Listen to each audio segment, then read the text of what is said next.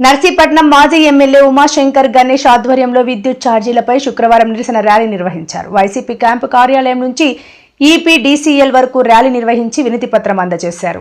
Current ఛార్జీల బాధుడిపై YSR Congress party పోరుబాటు కార్యక్రమం చేపట్టడం జరుగుతుంది. అందులో భాగంగానే ఈరోజు నర్సీపట్నం నియోజకవర్గంలో పార్టీ నాయకుల ఆధ్వర్యంలో మరి వైఎస్ఆర్ కాంగ్రెస్ పార్టీ అభిమానులు పార్టీ నాయకులు అందరూ కూడా ఈ కార్యక్రమంలో పాల్గొనడం జరుగుతుంది. అయితే ఒక విషయం మీ అందరూ కూడా చెప్పాలి. ఈరోజు చూస్తే ఒకసారి ఎన్నికల ముందు మరి కూటమి ప్రభుత్వం చంద్రబాబు గారు ఎన్నో హామీలు ఇవ్వడం జరిగింది. అందులో ముఖ్యంగా ఈ కరెంటు ఛార్జీల మీద ఏం మాట్లాడారో ఒక్కసారి మీ అందరూ కూడా మరి ఒకసారి వినిపించాల్సిన అవసరం ఉంది. ఒక్కసారి సంవత్సరాలు కరెంటు ఛార్జీలు పెంచారు, మీరే కరెంటు ఉత్పత్తి చేసే పరిస్థితి తీసుకొస్తా, మీరే వినియోగం చేసుకునే పరిస్థితి తీసుకొస్తా, రాబోయే 5 సంవత్సరాల్లో కరెంటు ఛార్జీలు పెంచాను, మీరే కరెంటు ఉత్పత్తి చేసే పరిస్థితి తీసుకొస్తా, మీరే వినియోగం చేసుకునే పరిస్థితి తీసుకొస్తా. మరి ఈ విధంగా చంద్రబాబు గారు ఎన్నికల ముందు మరి హామీ ఇవ్వడం జరిగింది. ఏమన్నారు ఒకసారి మళ్ళీ మీ అందరికీ ఏంటంటే, రాబోయే 5 సంవత్సరాల్లో మా ప్రభుత్వం వస్తుంది, 5 సంవత్సరాలు కూడా కరెంటు ఛార్జీలు పెంచమని చెప్పి అంటూ మీరే కరెంటు ఉత్పత్తి చేసే పరిస్థితి తీసుకొస్తాను, మీరే వినియోగం చేసుకునే పరిస్థితి తీసుకొస్తానని చెప్పి ఆ రోజు ఎన్నికల ముందు చెప్తే పాపం చాలామంది రాష్ట్రంలో ప్రజలందరూ కూడా నిజంగా ఈ విధంగా హామీ నిలబెడతారనే ఉద్దేశం మీద మరి కూటమి ప్రభుత్వం గెలిపించారు. తీరా అధికారంలోకి వచ్చారు. సుమారు 6 నెలలు అయింది. మరి ఈ 6 నెలలు తిరగకుండా ఈరోజు రాష్ట్ర ప్రజలపై పెను భారాన్ని మోపడం జరిగింది. ఎందుకంటే ఒక్కసారి ఈ నియోజకవర్గ ప్రజలు కానీ రాష్ట్ర ప్రజలు కానీ ఒకటే చెప్తున్నాం, ఈరోజు మీ బిల్లులు చూడండి, కరెంటు బిల్లులు అక్టోబర్ నెలలో ఏ విధంగా వచ్చాయి చూడండి, అలాగే నవంబర్ డిసెంబర్ నెలలో ఏ విధంగా వచ్చాయి చూడండి, వ్యత్యాసం ఏ విధంగా ఉందో ఒకసారి చూడాలని చెప్పి సందర్భంగా తెలియపరుస్తున్నాను. ఎందుకంటే ఈరోజు మరి నవంబర్ నెలలోనే సుమారుగా రాష్ట్ర వ్యాప్తంగా సుమారుగా 6,000 కోట్ల రూపాయల భారాన్ని ఈరోజు రాష్ట్ర ప్రజలపై పెట్టడం జరిగింది. అలాగే డిసెంబర్ నెలలో మరొక 9,412 కోట్ల రూపాయలు, అంటే సుమారుగా ఈరోజు రాష్ట్ర వ్యాప్తంగా ప్రజల మీద సుమారుగా 15,485 కోట్ల భారాన్ని ఈ కూటమి ప్రభుత్వం పెట్టిన సంగతి మీ అందరూ కూడా తెలియపరచడం జరుగుతుంది. ఇప్పుడు అంటే చాలామంది నాయకులు అంటారు, కొంతమంది నాయకులు ఇదంతా కూడా కరెంట్ ఛార్జీలు పెంచామంటే పెరిగాయంటే దానికి కారణం జగన్ అని అంటారు. అసలు మత్తి ఉండి మాట్లాడుతున్నారు, మత్తి లేక మాట్లాడుతారు, అర్థం కావట్లేదు.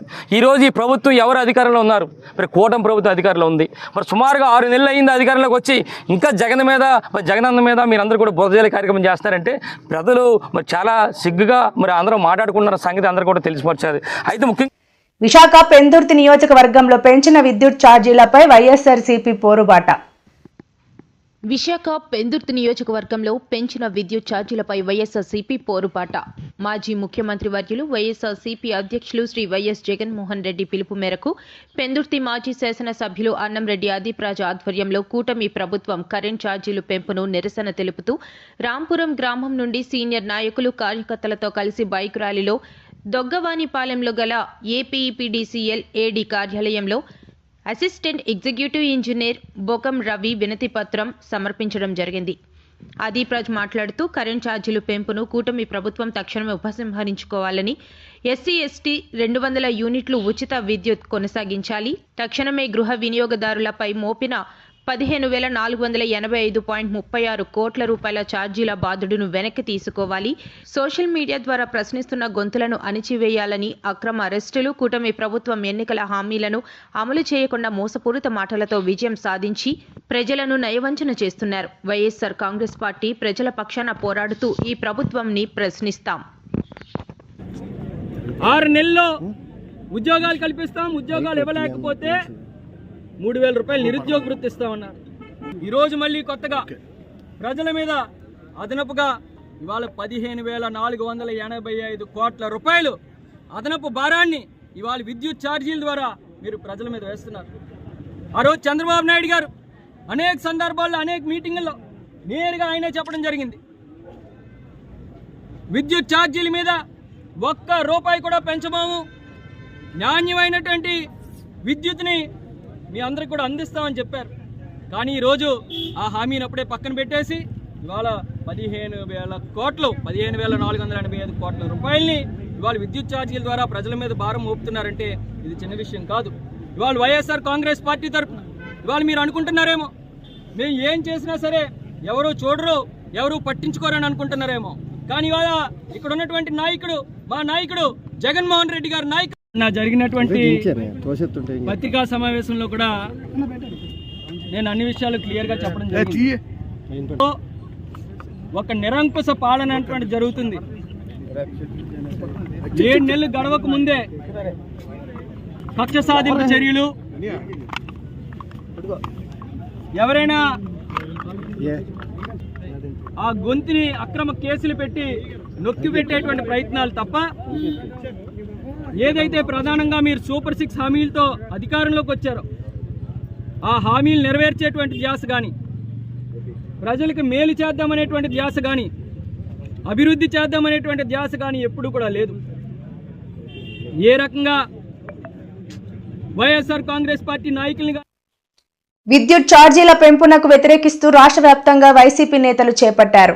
ప్రభుత్వం తక్షణమే ఛార్జీలను తగ్గించాలని డిమాండ్ చేశారు. మాయ మాటలతో చంద్రబాబు ప్రజలను మోసం చేశారని మాజీ మంత్రి ఆర్కే రోజా దుయ్యబట్టారు.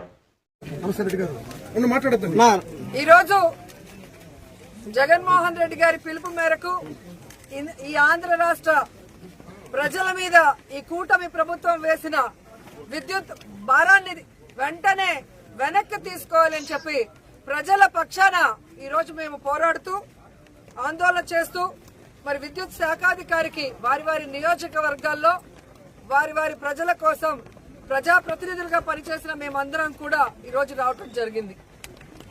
ఈరోజు ఎంత సిగ్గుచేటంటే, ప్రజలకేమో ఎన్నికల ముందు చంద్రబాబు నాయుడు గారు కరెంటు ఛార్జీలు పెంచము, వీలైతే తగ్గిస్తాము అని ఆపటం కాకుండా అంతకు మించి ప్రజల దగ్గర నుంచే ప్రభుత్వం విద్యుత్ కొనుగోలు చేసే విధంగా చర్యలు చేపడతామని చెప్పిన మహానుభావుడు. కానీ ఈరోజు దాదాపుగా 6 నెలల్లో 15,500 కోట్ల రూపాయల్ని ఈరోజు ప్రజల మీద బాదిన బాధుడికి ప్రజలందరూ కూడా కృంగిపోతున్నారు. ఈరోజు పవన్ కళ్యాణ్ గారిని అడుగుతున్నాను, మీరు చంద్రబాబు నాయుడు గారు ఎన్నికల్లో ఏం చెప్పారు? విద్యుత్ ఛార్జీలు పెంచము, పెంచితే ఒప్పుకోము అన్నావు. మరి ఈరోజు 15,500 కోట్ల రూపాయలు విద్యుత్ ఛార్జీలు పెంచితే ఎందుకు సైలెంట్ గా ఉన్నారు? ఎందుకు వాటిని ఆపమని చెప్పట్లేదు? చంద్రబాబు నాయుడిని ఇలా చేస్తే కరెక్ట్ కాదు అని ఎందుకు నిలదీయలేకపోతున్నారు? అంటే అధికారం కోసం ఒక మాట, అధికారంలోకి వచ్చిన తర్వాత మీకు పదవి వచ్చింది కాబట్టి అన్నిటికీ సరెండర్ అయిపోతున్నారా? ప్రజలకు చెప్పాల్సిన బాధ్యత ఉందని కూడా ఈ సందర్భంగా తెలియజేసుకుంటున్నాను. ఎందుకంటే చంద్రబాబు నాయుడు ఏదైతే చెప్పాడో, బాబు షూరిటీ భవిష్యత్తుకు గ్యారంటీ అని, ఈరోజు బాబు షూరిటీ లేదు, ఆయన హామీలకి గ్యారంటీ లేదు, ఆయన మాటలకి ఈరోజు వారంటీ లేదు అనేది అర్థమవుతుంది. కరెంటు ఛార్జీలు పెంచేశారు, రిజిస్ట్రేషన్ ఛార్జీలు పెంచేశారు, 60% నిత్యావసర వస్తువుల ధరలు పెంచేశారు, ఫ్రీ ఇసుక అంటూనే 2 రెట్లు ఇసుక రేట్లు పెంచేశారు. ఈరోజు వీధికి మద్యం షాపులు పెట్టి ఈరోజు ప్రజల్ని పీల్చి పిప్పి చేస్తున్నారు. దాదాపుగా 6 నెలల్లోనే 1,00,000 కోట్ల అప్పు చేసిన చంద్రబాబు నాయుడు మరి ఎందుకు ఇవన్నీ పెంచుతున్నారు? ఒక అమ్మఒడి ఇవ్వలేడు, ఫీజు రియంబర్స్మెంట్ ఇవ్వలేడు, రైతు భరోసా ఇవ్వలేడు, విద్యా దీవెన ఇవ్వలేడు, వసతి దీవెన ఇవ్వలేడు, 0 వడ్డీకి రుణాలు ఇవ్వలేడు. కానీ ఆ 1,00,000 కోట్ల రూపాయల్ని ఏం చేశాడో చెప్పడు. విద్యుత్ వెలుగులకు కారణం చంద్రన్న, విద్యుత్ భారాలకు కారణం జగనన్న అని మహిళా శిశు సంక్షేమ శాఖ మంత్రి గుమ్మడి సంధ్యారాణి అన్నారు. ఈ మేరకు మంత్రి సంధ్యారాణి మీడియాతో మాట్లాడుతూ, అబద్ధాలు రాయాలంటే ఒక్క సాక్షి పత్రిక సాధ్యమని సాక్షి పత్రికపై విమర్శలు చేసిన మంత్రి సంధ్యారాణి, 1,000 కోట్లు భారం వేసి ఈరోజు అతన్ని ప్రజలు చీకొట్టి కనీసం ప్రతిపక్ష హోదా కూడా ఇవ్వకుండా పక్కకు జరిపేశారు. అట్లాంటి ఆయన 11 సీట్లతో 11వ తేదీన ఉదయం 11 గంటలకు బయటకు వచ్చి ధర్నాలు మొదలుపెట్టారు. ఏదో పెద్ద వాళ్ళు చేస్తున్నటువంటి నీతి నిజాయితీ కార్యక్రమాల్లాగా. అసలు చూసిన జనాలు కూడా సిగ్గుపడుతున్నారు, అసలు దేనికి వీళ్ళు బయటకు వచ్చి ధర్నా చేస్తున్నారు అని. నువ్వే 10 సార్లు కరెంటు బిల్లులు పెంచేసి ఈ 6 నెలల్లో మా చంద్రబాబు నాయుడు గారు ఏమైనా పెంచారా? ఈ ప్రభుత్వం ఏమైనా పెంచిందా? పెంచకపోతే కానీ నువ్వు గజనీవి, ట్యాబ్లెట్లు వేయడం మర్చిపోయి ఉంటావు. కానీ కొంచెమైనా ఆలోచించాలి కదా. మీరే కరెంటు బిల్లు పెంచి మీరే ధర్నాలకు దిగుతున్నారు అంటే ఎలా ఉందంటే దొంగే దొంగ దొంగ నరిచినట్టుంది. ఎంత దారుణం! నువ్వే కరెంటు బిల్లులు పెంచేశావు. 10 సార్లు పెంచారు, ఒకసారి 2 సార్లు కాదు. కానీ ఈరోజు మీరు బయటకు వచ్చి కరెంటు బిల్లులు చాలా దారుణంగా పెరిగిపోయాయి, ప్రజలు ఏమైపోతున్నారు, ఇంకా పైగా ఆ పేపర్లో రాస్తారు ప్రజలు వణికిపోతున్నారట. యాక్చువల్గా చంద్రబాబు నాయుడు గారు ఉండేటప్పుడు, 3వసారి ముఖ్యమంత్రి అయ్యేటప్పుడు, యాక్చువల్గా 2014లో ఎంత తక్కువ కరెంటు ఎంత దారుణం అంటే 22.5 మిలియన్ల యూనిట్లు లోటుతో చంద్రబాబు నాయుడు గారికి అప్పచెప్పారు. అప్పచెప్పినటువంటి ఆ కరెంటుని ఆ రోజు చంద్రబాబు నాయుడు గారు 2014 నుంచి 2019 వరకు మిగులు విద్యుత్తో ఈ జగన్ రెడ్డి చేతిలో పెట్టడం జరిగింది. మిగులు విద్యుత్తో చేతిలో పెడితే అది ఏంటి, అప్పుడు 5 సంవత్సరాల్లో ఖచ్చితంగా ఎస్టీ ఎస్సీలకు ఫ్రీ కరెంటు. అంటే ఎస్టీలు ఎవరు కూడా కరెంటు బిల్లే చూడలేదు. కానీ జగన్మోహన్ రెడ్డి ప్రభుత్వంలో ఎస్టీలు కరెంటు బిల్లు చూడడం కాదు, ఆ బిల్లు పట్టుకొని వణికిపోయేవాళ్ళు. కరెంటు తీగలు పట్టుకుంటే కాదు, బిల్లు పట్టుకుంటేనే వాళ్ళకి షాక్ కొట్టేది. అసలు కరెంటు బిల్లు అంటే ఏంటో తెలియనటువంటి ఎస్టీ గూడాలు, ఎస్టీ పల్లెలు, హిల్టాప్ ఏరియాలు, గిరిశిఖర గ్రామాలు అందరూ కూడా కరెంటు బిల్లు వచ్చింది అంటే కరెంటు బిల్లు ఏమిటి అని ఆశ్చర్యంగా చూసే పరిస్థితి జగన్మోహన్ రెడ్డి తీసుకొచ్చాడు.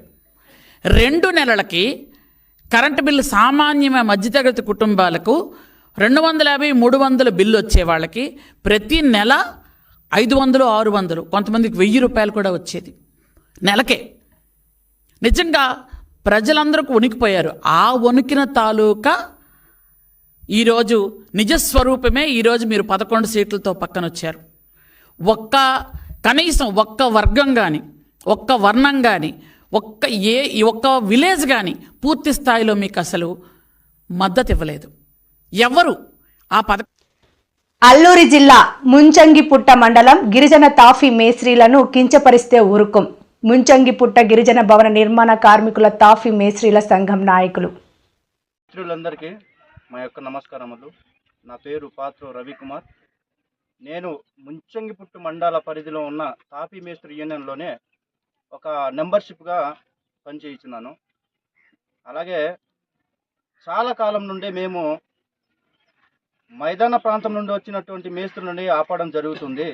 కానీ కొంతమంది రాజకీయ నాయకులు మరియు కొంతమంది ఉపాధ్యాయులు మా మీద ఎన్నో రకాలుగా బెదిరింపులు చేసి పోలీస్ స్టేషన్లో కంప్లైంట్ ఇవ్వడము, తర్వాత జియో నెంబర్ రద్దు అయిపోయింది కదా, విచ్చలవిడిగా మీ మట్టుకు మీరు చేసుకోండి అన్నట్టుగా ఎన్నో రకాలుగా మాకు భయాందోళన కల్పించి ఈరోజు స్టేషన్లో కూడా కనీసం మైదాన ప్రాంతం నుండి వచ్చినటువంటి వాళ్ళకి మద్దతు పలికారు. కానీ గిరిజనులకి మాత్రం ఎటువంటి ఒక న్యాయపరంగా మాత్రం మాట్లాడడానికి ముందుకు రాలేదు.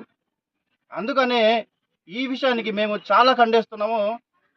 అలాగనేసి మేము చాలామందికి, అయ్యా బాబు, మేము ఇంత చదువుకుని నుండి కూడా ఏ ఉద్యోగాలు లేక ఒక భవన కార్మికుడిగా గుర్తింపు పొంది ఈరోజు మేము ఇలా ఉన్నాము, మాకు లబ్ధి అనేది కోల్పోతున్నాం అనేసి చాలామందికి తెలియజేయడం జరిగింది. అయినా కూడా ఈ రోజుకి ఏ రకంగా చూసుకుంటున్నారు తప్పగానే గిరిజనులకు మాత్రం ఎటువంటి లబ్ధి చేకూర్చకుండా వాళ్ళు విచ్చలవిడిగా చేసుకుంటున్నారు.